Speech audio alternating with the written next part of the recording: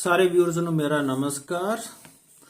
जिमें कि आप सभी को पता है कि 2023-24 का बजट पेश हुआ, उसमें इनकम टैक्स में हमें क्या लाभ हुआ उसके बारे में हम जानकारी प्राप्त करेंगे।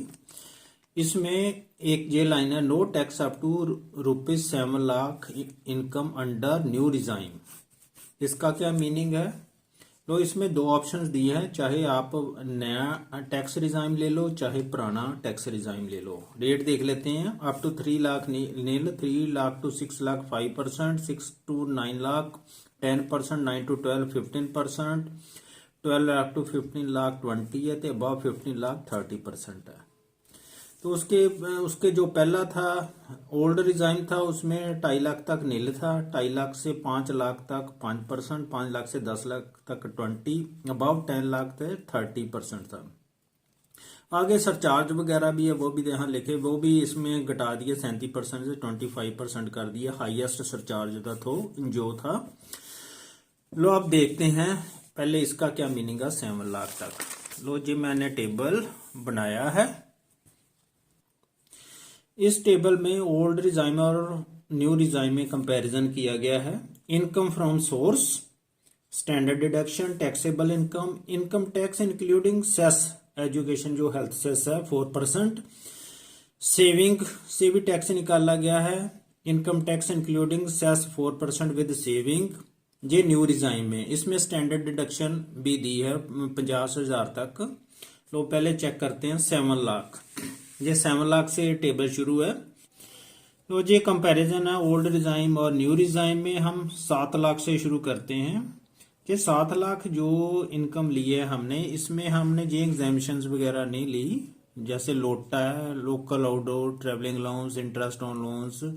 जब टैक्स कैलकुलेट करते हैं तो जो ऐसी एग्जामिशंस है एटसेट्रा, ये स्टार्ट में से ही निकल जाती है, जैसे इंटरेस्ट ऑन लोन्स है या लोटा है या और भी हैं, उसकी बात नहीं करते हम। मैं बेसिक स्ट्रक्चर की बात कर रहा हूँ, बेसिक इनकम की बात कर रहा हूँ। वो 7 लाख है तो स्टैंडर्ड डिडक्शन 50,000 ले ली। अब टैक्सेबल इनकम 6,50,000 बन गई। अब जो इस पे टैक्स बनेगा वो बनेगा 44,200 रुपया। अब जो सेविंग है, सेविंग हम 1.5 लाख तक कर सकते हैं। सेविंग में क्या आती है? GP fund, PPF, tuition fees, LIC etcetera, ऐसे कई सेविंग्स आती जो 1.5 लाख तक हम कर सकते हैं। अगर आपने 1.5 लाख की सेविंग की है तो भी टैक्स 0 बन जाएगा। क्यों? 7 लाख, 1.5 लाख ते 50,000, 2 लाख, 5 लाख रह गया। 5 लाख पे जो टैक्स बनता है वो बनता है 12,500 रुपए, लेकिन वहां 12,500 पर रिबेट होती है, तो इसलिए 0 बन जाता है। अब नए टैक्स में देखें 7 लाख है, 7 लाख पर कोई टैक्स नहीं है। अगर 1 रुपया भी बढ़ गया फिर टैक्स बनना शुरू हो जाएगा, ये बात याद रखनी है। इधर भी अगर 1 रुपया बढ़ गया तो फिर इसका भी टैक्स बनेगा।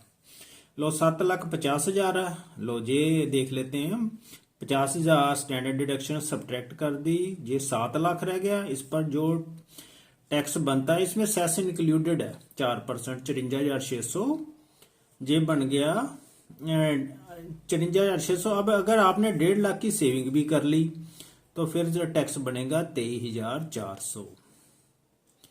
तो नवे टैक्स रिजाइम में 7,50,000 पर स्टैंडर्ड डिडक्शन 50,000 है, तो इस पे बन गया 7 लाख टैक्सेबल इनकम, इस पर बनेगा 26,000 रुपया।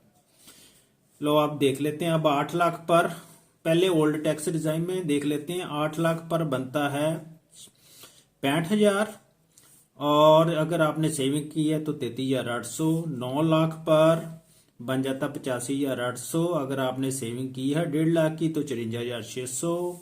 10 लाख पर 1,06,600, सेविंग की है तो 75,400। सेविंग 1.5 लाख की है सभी पर। अब 11 लाख पर 1,32,600, सेविंग से 96,200। 12 लाख पर 1,63,800, सेविंग पे की है तो 1,17,000। 13 लाख पर 1,95,000, अगर सेविंग किया तो 1,48,200, 1,40,000 पर 2,26,200, सेविंग किया तो 1,79,400। अगर 15 लाख है तो 2,57,400, सेविंग की है तो 2,10,600। अब इधर देखो,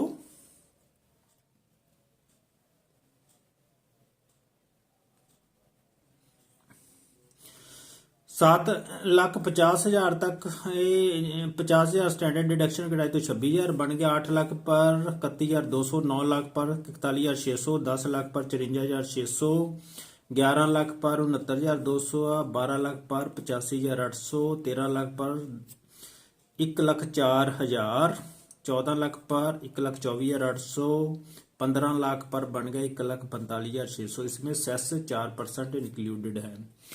अब देखना है कि बेनिफिट कहाँ से शुरू होता है। अगर आपकी जो इनकम है 7,50,000, आपने सेविंग भी की है, तो आप देख रहे हैं जहाँ 23,400 है, तो इधर है 26,000। अभी तो इधर ज़्यादा है नए में। अब 7,50,000 से बढ़ गई, 8 लाख के करीब आ गई, तो जहाँ 33,800 है, आपने सेविंग की भी है तो तब भी 33,800 है, जहाँ 31,200 है। देखो जहाँ कम हो गया। जैसे जैसे इनकम बढ़ रही है, जो हमें टैक्स में बेनिफिट होता जा रहा है। देख लो सारियां फिगर चेक कर लो बेशक। अगर 13 लाख की है तो जहां 1,48,200 है, जहां केवल 1,04,000 है। तो जे सी फिगर जे मैंने अपनी नॉलेज और एक्सपीरियंस से बनाया है जे टेबल, इसलिए इसे इंप्लीमेंट करने से पहले एक बार वेरीफाई जरूर कर लेना।